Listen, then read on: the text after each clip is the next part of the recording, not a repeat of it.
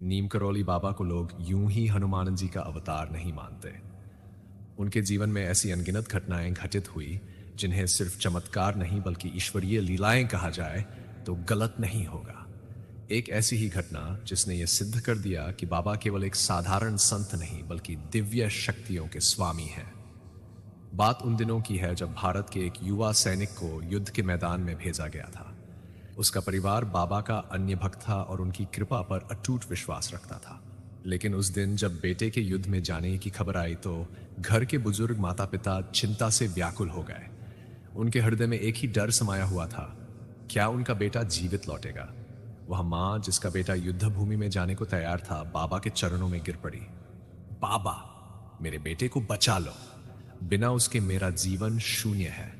बाबा उसे शांत भाव से देखने लगे, फिर हल्की मुस्कान के साथ बोले, जाओ, तेरा बेटा कुछ नहीं होगा।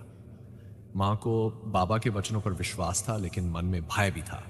उधर युद्ध भूमि में सैनिक का सामना दुश्मनों से हुआ। गोलियों की बौछार हो रही थी, आसमान में धमाकों की गूंज थी। एक एक कर उसके साथी सैनिक गिर रहे थे। दुश्मन की सेना भारी पड़ रही थी। अचानक एक क्षण ऐसा आया जब चारों ओर से दुश्मनों ने उसे घेर लिया। चारों दिशाओं से गोलियां बरस रही थी। उसने अपनी बंदूक संभाली पर सामने से 5000 गोलियां एक साथ चली। मौत निश्चित थी, लेकिन तभी कुछ ऐसा हुआ जिसे देखकर वहां मौजूद सैनिक और दुश्मन भी स्तब्ध रह गए। वह जवान अपनी जगह पर अडिग खड़ा रहा। चारों तरफ गोलियां चल रही थीं, पर कोई भी गोली उसे छू तक नहीं पाई। वह भयभीत था, उसे समझ नहीं आ रहा था कि यह कैसे संभव हुआ। उसके शरीर को कोई भी गोली भेद नहीं पाई थी। कुछ गोलियां हवा में घूमकर दिशा बदल लेती, कुछ जमीन में गिर जाती, कुछ वापस दुश्मनों की ओर लौट जाती। दुश्मनों की गोलियां खत्म हो गई लेकिन वह जवान वैसे ही खड़ा था जैसे कोई अमर योद्धा। उस पल उसे कुछ याद आया। बाबा ने कहा था, तेरा बेटा कुछ नहीं होगा। वह अचंभित था। उसके साथियों ने उसे छूकर देखा, कहीं गोली लगी तो नहीं, लेकिन उसका शरीर पूरी तरह सुरक्षित था।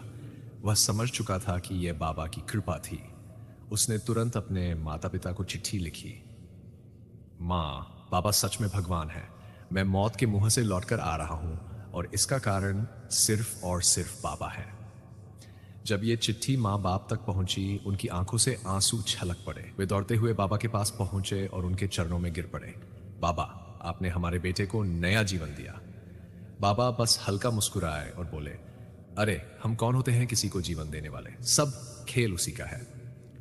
ये घटना सुनने में एक कहानी लग सकती है, लेकिन जो लोग बाबा के सानिध्य में आए हैं वे जानते हैं कि उनके लिए यह कोई असंभव बात नहीं थी।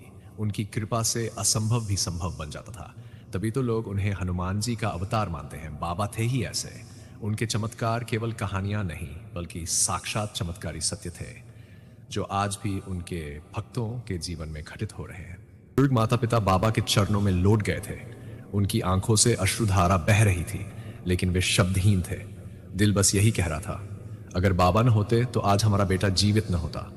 लेकिन बाबा हमेशा की तरह बस हल्का मुस्कुरा रहे थे, जैसे कुछ हुआ ही न हो, मानो ये सब उनके लिए कोई बड़ी बात न हो। उन्होंने बुजुर्ग को उठाया, उनके सिर पर हाथ फेरा और बोले, जाओ, अब और चिंता मत करना, सब राम जी के हाथ में है। पर मां से रहा नहीं गया। आंखों में आंसू, दिल में हजारों सवाल। वह बाबा के चरण पकड़कर बोली, बाबा बताइए ये कैसे हुआ? 5000 गोलियां चली और एक भी नहीं लगी। क्या आपने वहां जाकर में मेरे बेटे को बचाया? बाबा मुस्कुराए। उनकी आंखों में वही करुणा छलक रही थी जो भक्तों को सुरक्षा का एहसास दिलाती थी। फिर उन्होंने बड़े सहज स्वर में कहा, अरे कौन सी गोलियां? जब तेरा बेटा युद्ध में था उस समय यहां ठंड बहुत थी।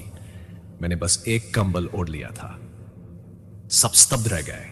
ये कैसी लीला थी? जिस समय सैनिक युद्ध भूमि में मौत से लड़ रहा था उसी समय बाबा कंबल ओढ़े बैठे थे और वह कंबल ही उसकी डाल बन गया। बुजुर्ग माता पिता यह सुनकर और भी अधिक श्रद्धा से झुक गए। वे समझ गए कि बाबा ने अपने शरीर पर वह आघात लिया होगा, तभी उनका बेटा अछूता रह गया। पर बाबा किसी चमत्कार का श्रेय नहीं लेते थे।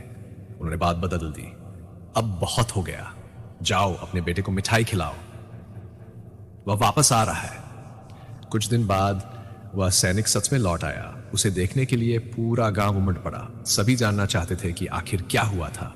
सैनिक ने जब विस्तार से बताया कि कैसे गोलियां एक अदृश्य डाल से टकराकर रास्ता बदल लेती थीं, कैसे कुछ गोलियां वापस दुश्मनों की ओर मुड़ गई, तो सबकी आंखें हैरानी से फटी रह गई। यह तो साक्षात चमत्कार था। गांव के बुजुर्गों ने कहा, बेटा, तुम्हें पता भी है कि तुम्हारी रक्षा किसने की? सैनिक ने सिर हिलाया, उसकी आंखों में श्रद्धा थी। हाँ, मुझे पता है। मेरी मां ने जो बाबा से प्रार्थना की थी उसी का परिणाम था। मैं जानता हूं अगर बाबा न होते तो आज मैं जीवित न होता। पर सैनिक की आंखों में एक सवाल था। वह बाबा के पास गया और चरणों में झुक गया। बाबा, बताइए, आपने ऐसा कैसे किया? आप वहां नहीं थे, फिर भी मेरी रक्षा हो गई। बाबा ने हल्का सा ठाका लगाया। अरे पगले, तू क्या समझता है? तेरा बाबा तुझसे दूर बैठा था। हनुमान का दास कभी भी अपने भक्तों से दूर नहीं होता। सैनिक और भी भावुक हो गया। उसने बाबा के हाथ पकड़ लिए। बाबा, आपने मेरी जान बचाई। आप न होते तो। बाबा ने उसके सिर पर हाथ फेरा। अब जब जान बच गई है तो उसे व्यर्थ मत गवा। जा, अब से हर किसी की सेवा कर हनुमान की तरह। सेवा ही सबसे बड़ी भक्ति है। उस दिन से सैनिक का जीवन बदल गया। वह सिर्फ एक योद्धा नहीं बल्कि बाबा का भक्त बन गया। बाबा की आज्ञा का पालन करते हुए वह अपने जीवन को दूसरों की सेवा में समर्पित कर चुका था। गांव में, शहर में, हर जगह यह चमत्कार गूंजने लगा। लोग बाबा के पास आने लगे। हर किसी की जुबान पर बस एक ही बात थी, बाबा नीम करोली कोई साधारण संत नहीं, वे साक्षात हनुमान हैं। और सच ही तो था।